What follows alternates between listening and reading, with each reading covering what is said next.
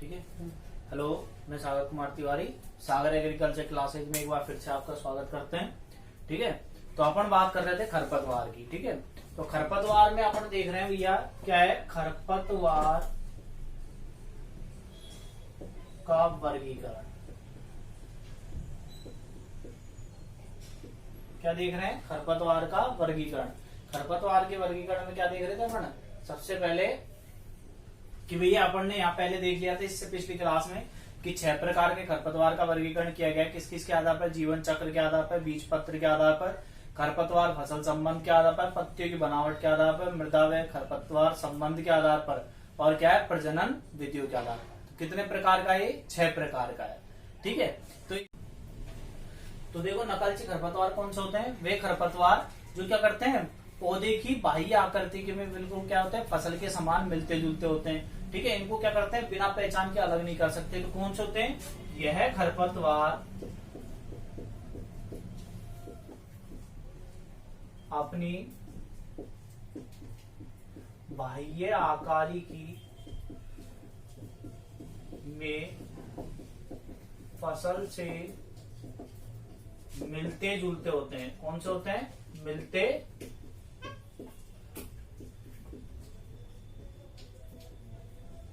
इस कारण इन्हें आसानी से पहचान कर अलग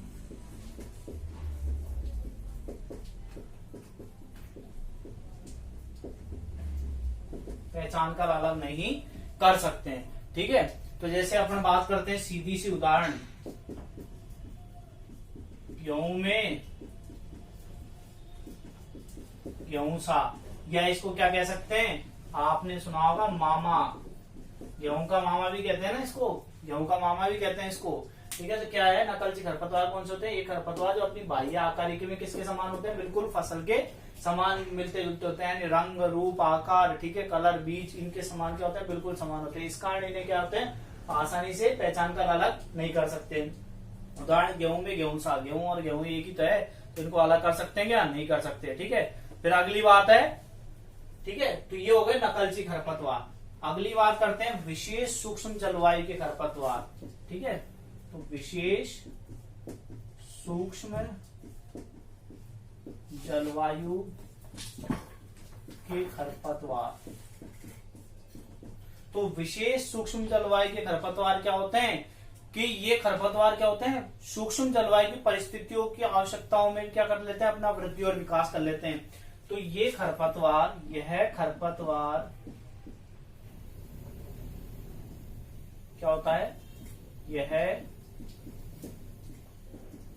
वार के पौधे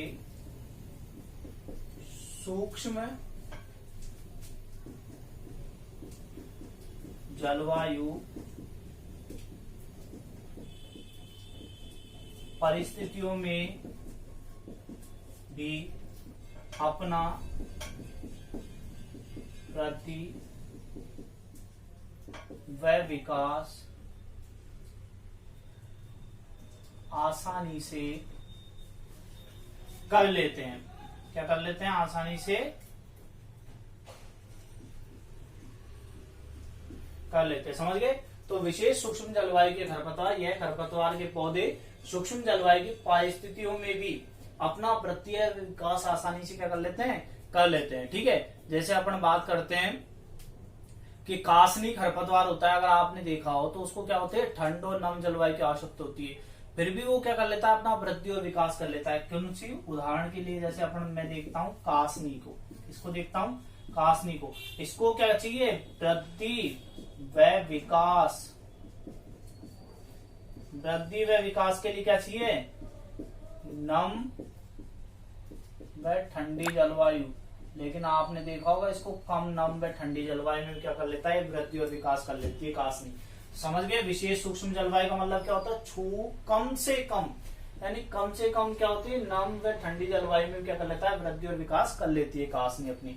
ठीक है, तो समझ गए विशेष सूक्ष्म जलवायु। अब बात करते हैं अवांछित खरपतवार की। ठीक है, 400 हो गए।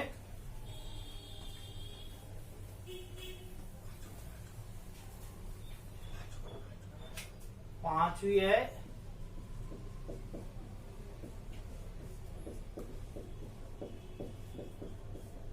अवांछित खरपतवार। तो अवांछित खरपतवार क्या होता है कि आपको पता है जैसे अपन गेहूं की बो रहे हैं कौन सी सोनालिका किस्म, और उसमें गेहूं के कौन से किस्म के बीज उग गए, लोक के। कौन से उग गए, लोक 1 के। ठीक है, तो ये क्या होता है, ये दिक्कत होती है। ठीक है, तो क्या होता है, जब फसल की अन्य जाति के पौधे बिना बोए ही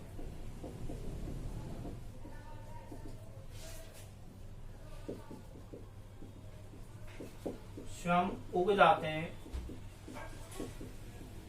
कौन से खरपतवार कहलाते हैं, अवांछित खरपतवार। कौन से कहलाते हैं, अवांछित। जब फसल की अन्य जाति के पौधे बिना बोए स्वयं उग जाते हैं। आपको पता है जैसे अपन उदाहरण बात करता हूं मैं उदाहरण की, तो उदाहरण में क्या है, सोनालिका किस्म किसकी है, जैसे मैं बात करता हूं पूरी गेहूं की सोनालिका किस्म में लोक 1, ये भी किसकी है, गेहूं की किस्म के बीज के पौधे उत्पन्न। ठीक है भाई, अपन ने बीज लिया था कौन सा, सोनालिका किस्म का। कौन सा लिया था, सोनालिका किस्म का, लेकिन उसमें कौन से के मिल गए, लोक 1 गेहूं के बीज मिल गए। तो ये कौन से खरपतवार हो गए, अवांछित। मतलब जो अपन ने वैरायटी ली उसमें किसी दूसरी वैरायटी के पौधे बिना बोए क्या हो जाते हैं, उग जाते हैं। बिना बोए क्या हो जाते हैं बेटा, उग जाते हैं। कौन से कहलाते हैं, अवांछित खरपतवार। ठीक है, बात करते हैं छठे की। कौन से बात करते हैं, 6 की। तो 6 कौन सा है, परजीवी खरपतवार। कौन सा है, परजीवी खरपतवार।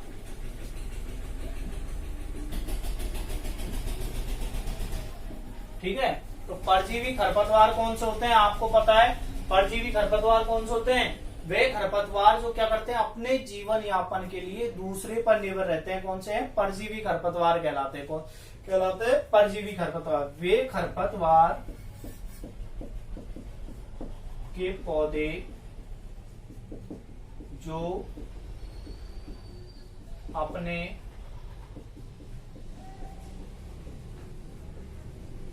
जीवन चक्र कर रहे हैं, परजीवी खरपतवार की लास्ट, वे खरपतवार के पौधे जो अपने जीवन चक्र क्या है, दूसरों पर निर्भर रहते हैं। अपने जीवन चक्र के लिए किस पर निर्भर रहते हैं, दूसरों पर, अमरबेल और रिंज का।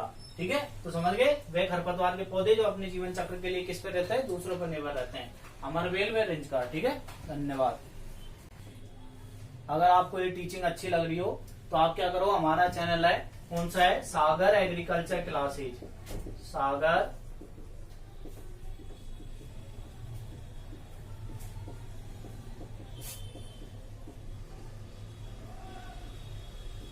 सागर एग्रीकल्चर क्लासेज नाम से हमारा एक चैनल है। इसको आप लाइक एंड सब्सक्राइब करते रहिए, जिससे आपको आने वाली आगे की सारी वीडियो मिलती रहे।